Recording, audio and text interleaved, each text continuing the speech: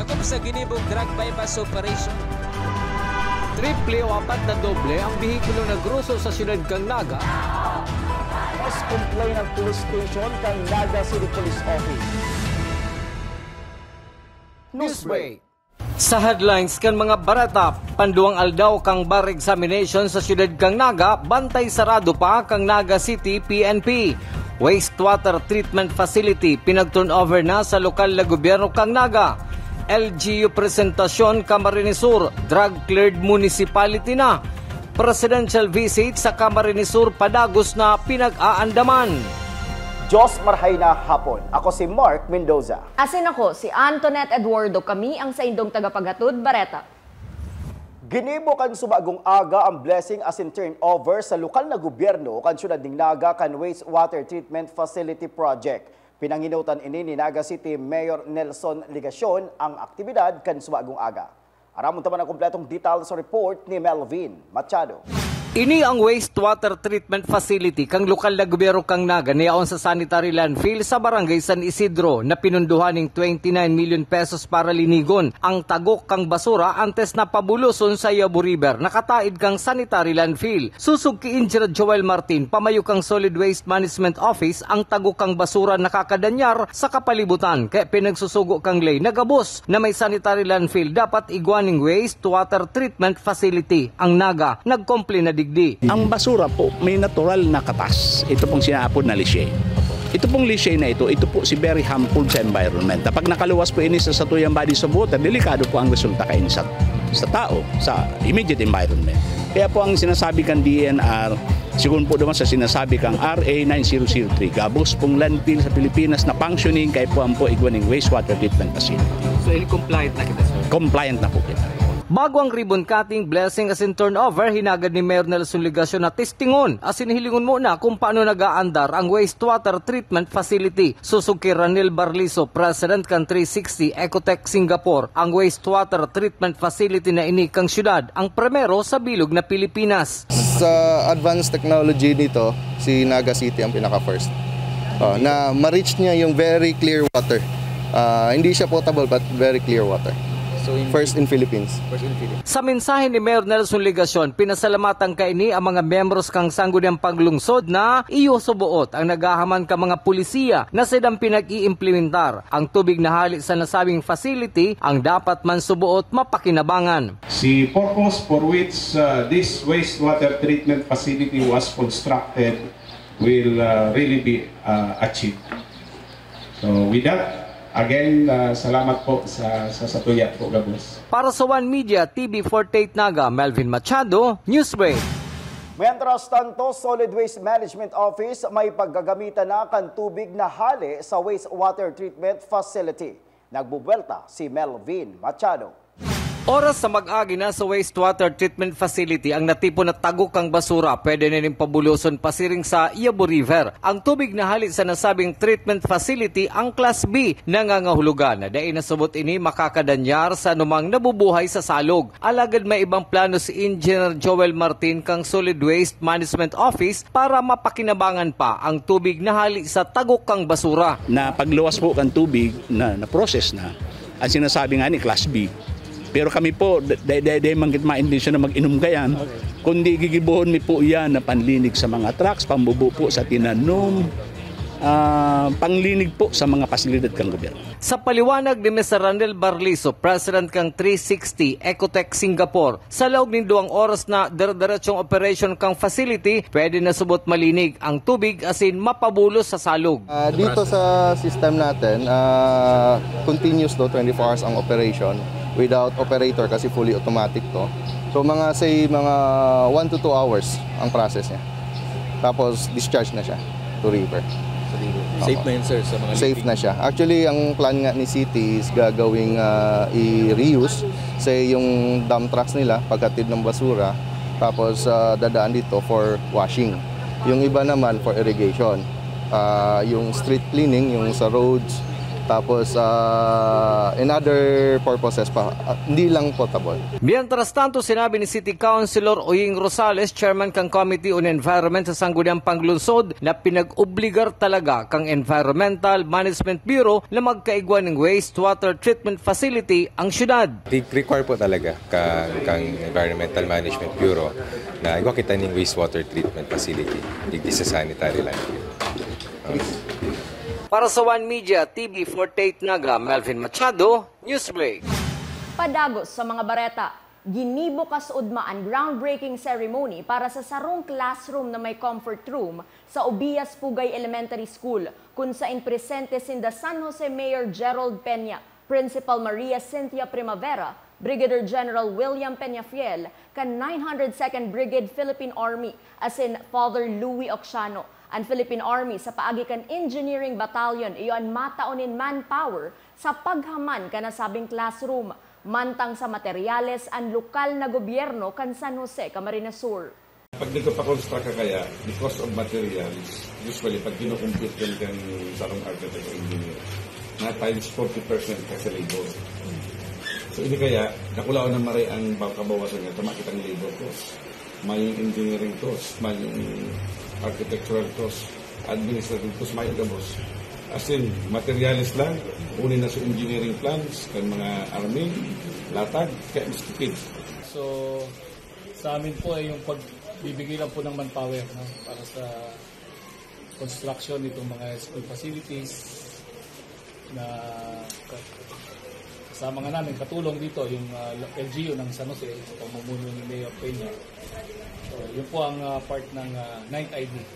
So, ang pinaka-unit po na katuwang dito yung 565th Engineering Construction Battalion ng 51st Engineering Brigade, Philippine Army. Sa iba pang bareta, pinagdeklara bilang drug-free o drug-cleared municipality ang presentasyon Camarines Sur kang Regional Oversight Committee on Barangay Drug Clearing na pinamamayuhan ni Director 3 Edgar Hubay, Regional Director kan PIDEA. Itinauman ang plaque of recognition kay Mayor Alicia De Lenia, asin sa officer in charge kan PNP presentasyon na si Police Captain Mark Espana.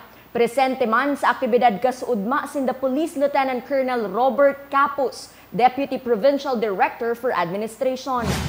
Sa iba pang issue, nagpapadagos ngunyan ang preparasyon sa pagbisita ni Presidente Bongbong Marcos Jr. sa Banawaan kang Nabwa, Camarines Sur sa maabot na Sabado para sa bagong Pilipinas Servicio Fair na gigibuhon sa CSPC Auditorium. Si Office of the Civil Defense 5 Region Director Claudio Yucot ang nag-atinder kang ipinaapod na coordination meeting kaiba ang manlain-lain na pamayo asin representante kan mga ahensya ng gobyerno sa rehiyon. Sa pagbabalik kang Newsbreak, seguridad sa bar examination sa syudad ng Naga nagpapadagos. Yan asin iba pang mga bareta sa pagwelta kan One Media TV 48 Naga Newsbreak. Dakop sa ginibong drug bypass operation. Triple o apat na doble ang bihikulo na gruso sa syudad kang Naga. Mas complain ng police station kang Naga City Police Office. Newsbreak. Flight attendants, prepare for takeoff, please.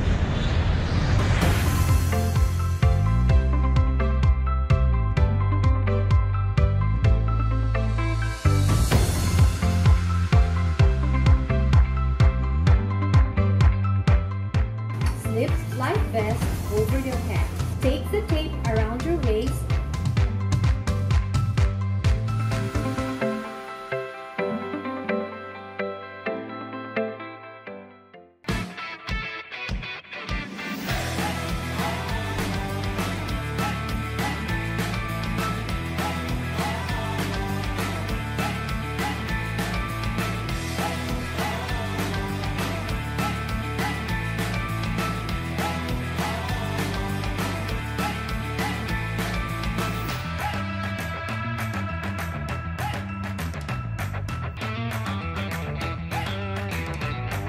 BMEG Premium, ang totoong premium feeds. Premium quality, gawa sa sariwang raw materials sa state-of-the-art feed mills with consistent high quality. Para hanggang 8 kilos ang dagdag timbang ng alaga. Yan ang BMEG Premium. Sa totoong premium feeds, mabilis na ang paglaki, mabilis pa ang kita. Life at home is better with Unlimited.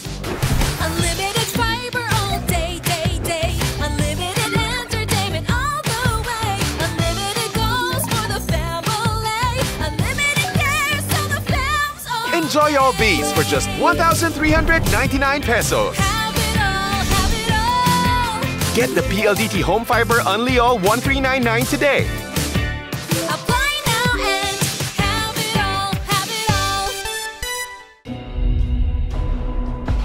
In life, it's all about performing at 100%, being 100% ready, and having 100% confidence or nothing at all.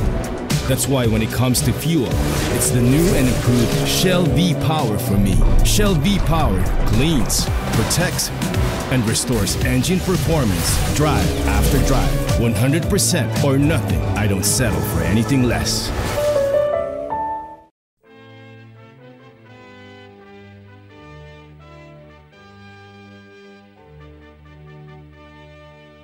Sa kapiyastahan kang patrona nin Kabikulan, si Nuestra Señora de Peña Francia. Daitan anggad malingawan na udok na magpasalamat sa saiyang aki asin sa tong kagurangnan na si Hesu Kristo. Sa pagdangog niya sa satong mga pakimaherap na mapundo na ang labi-labing pagtios na pigdara kan COVID-19 pandemic. Bako lang sa satong runa, kundi sa bilog na kinaban sa laog ning haros sobra sa 3 taon. Diyos mananggad an may kapot kan satong mga buhay. Alagad an sa iyang ina, na satukman na ina, an minatabang tanganing makarani kita sa iya, lalong-lalo na sa panahon nin pangangaipuhan asin katibaadan. Viva la Virgen! Viva el Divino Rostro! Ini po, si Gabi Bordado, ang boses kang Tercer Distrito kang Camarines Sur sa Kongreso. One Media TV48 Naga Peña Francia coverage is powered by PLDT Home and presented by Naga College Foundation, home of the champions, leap into the future. And Jena Trading, presyong maaasahan sa kalidad na mapagkakatiwalaan. With branches at Win-Win Mall, Grandmaster Mall, Iriga City, Nabua, Calabanga, Pili, Baao, Daet, Polangi, and Ligao. Gold Glofa Builders, Mr. Nonoy Villafuerte Magtuto. BMEG Premium, sa totoong premium feeds, mabilis na ang paglaki, mabilis pa ang kita. Tres de Calibre Security Services, Filipino Shell. Download the Shell Go Plus app now. Summit Hotel Naga, located at Robinson's Naga Complex, Naga City. For reservations, call 0998-888-7788 or visit www.summithotels.ph. Julia Outdoor Advertising. Call us at 0917-138-4930.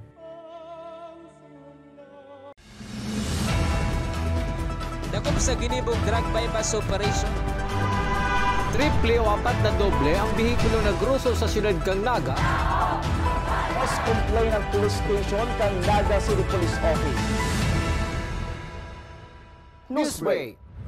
Sa pagpapadagos kan mga bareta, panduang aldaw kan bar examination sa siyudad ni Naga, padagos na pinagtataawanin higot na pagbantay kan mga otoridad. Ang detalye sa report ni Melvin Machado. Nasa ikaduang aldaw na nagpapadagos sa bar examination ngayon na taon digdi sa siyudad kang Naga na pinagigibos sa University of Nueva Cáceres. Ang mga tinampo na nagbabagtas sa main entrance ka nasabing universidad, ang temporaryong demo na pinagpapaagihan sa mga pribado asin pampublikong lulunadan mientras na nagpapadagos ang examination. Si Police Lieutenant Colonel Erneo Andalis kang Naga City Police Office asin iyo ang Inner Security Supervisor kaibahan ang ibang miyembros kang Naga City Police Office asin Public Safety Office ang nagmamantinir kampasi orden sa nasabing lugar. Base sa monitoring, mayo mambagang so far mayo pa man ang namomonitor na kung ano pa man na threat sa area. Pero sabi nga ni, dahil man nagpapabaya ang na continuous ang monitoring. Then itong mga lugar na sabi nga ni, kaipuan na kaaga ng pulis. So yan po sila. Padagos man na nakataas ang alerto sa Naga City Police Office, sulik ang dakulang aktibidad na ini sa siyudad kang Naga, ang bar exam ngunya na taon. Yes po, kasi sabi nga ni saro ini sa dakulang aktibidad digdi sa Naga na kaipon talagang i-maintain ang peace and order. Sa maabot na Domingo ang huring aldaw kang bar examination 2023 sa siyudad kang Naga. Para sa One Media TV 48 Naga, Melvin Machado, Newsbreak. Mientras tanto, nagtaumanin mensahe si City Councilor Attorney Giel Rosales sa mga bar examinees ngunya na taon na yaon sa ikaduwang aldaw kan sa indang examination sa University of Nueva Cáceres. Dakula ang pagtubod ni Konsyal Rosales na kayang-kaya subuot kan mga examinees na masimbagan ang mga kahapotan matapos ang pirang bulan nindang pagbasa asin pag-andam sa aldaw na ini. To the bar examinees, good luck po sa indo. Aram ko you prepared sa halawig na panahon, pirang bulan po kamo nagpuyat, nagparabasa.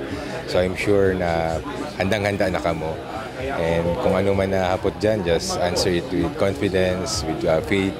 And ang importante, matapos nindo, masimbagan nindo, and it's all that matters. Whether kung tama or sala, ipagpasa-Diyos na yan. It's all in God's hands. So good luck and congratulations sa inyo. Sa police report, pinag-uurgulyo ngunyan kan PNP Bicol ang magayon na resulta sa pagresolber kan mga krimen na nairehistro sa rehiyon. Sa record kan PNP may 94.89% na krimen subuot ang na-clear out hali sa 13,616 na kabilugan na krimen na nai-record poon Enero hasta petsa 18 kan presenting bulan. Kabali man digdi ang pagkakaaresto sa mga sospek na imbuelto sa iligal na droga, pagkakakumpiskar sa loose firearms asin kampanya laban sa iligal na droga.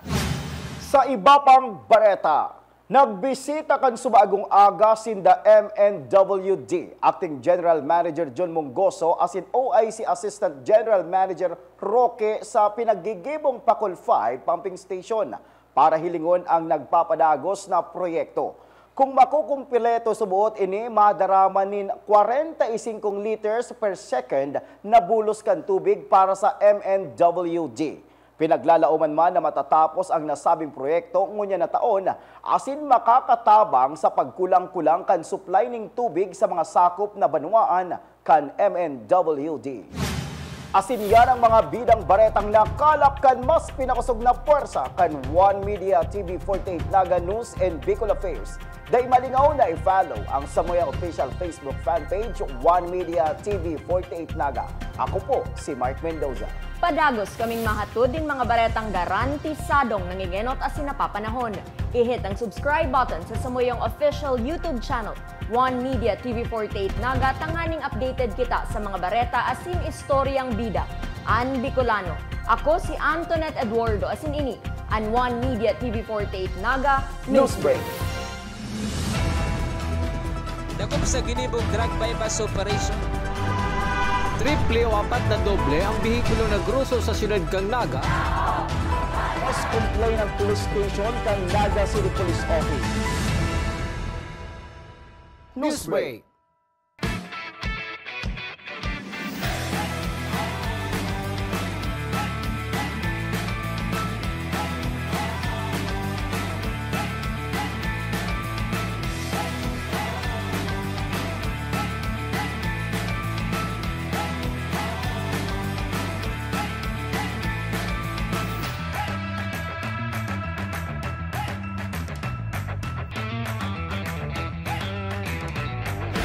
May problema ka ba sa iyong paningin? May sagot tayo dyan. Naga Optical Clinic with modern apparatus, computerized eye refraction, wide variety of latest fashionable frames, special and custom lenses, contact lenses at mga sunglasses sa abot kayang halaga. Naga Optical Clinic, complete optical laboratory, eyeglasses made while you wait. Naga Optical Clinic.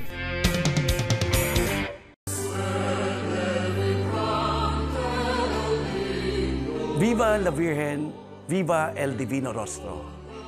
Sa tahaw kan mga pag-angat sa buhay, sa ibong kan mga kagabatan asin kasakitan, kitang sa iyang mga aki, may ina na nakaantabay, nagigiya asin nagtatabang.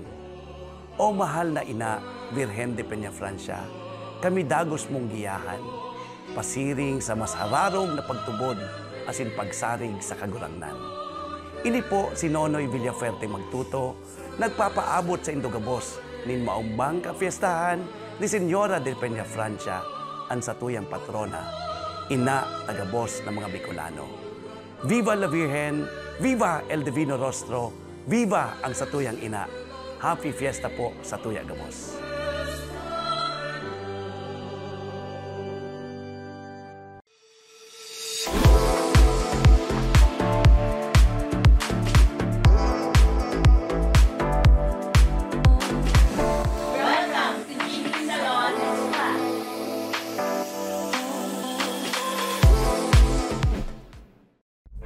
One Media TV48 Naga Peña Francia coverage is powered by PLDT Home. Brought to you by Congressman Gabi Bordado, Tercer Distrito, can Camarines Sur.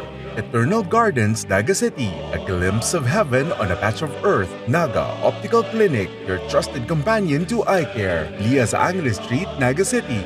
Aguila Glass, the original and #1 windshield and auto glass supplier in the Philippines. Carl's Catering, the best food catering service provider in the Bicol region since 1990. Ako Bicol Party List, katabang na kasurug pa. Joy Style Furniture, first-class furniture with showroom at Concepcion Pequeña, Naga City, fronting Ago Foundation. Jinky Salon and Spa, located at Sampaguita Street, Naga City Subdivision, Naga City. Digital Graphics Printing Services, located at Orsini Building, Peña Francia Avenue, Naga City. NCF Indoor Firing Range, the first world-class indoor firing range in the Bicol region. Dream Out Production by Joy Mark Baduya. SM City Naga, Avenue Plaza Hotel. And in part by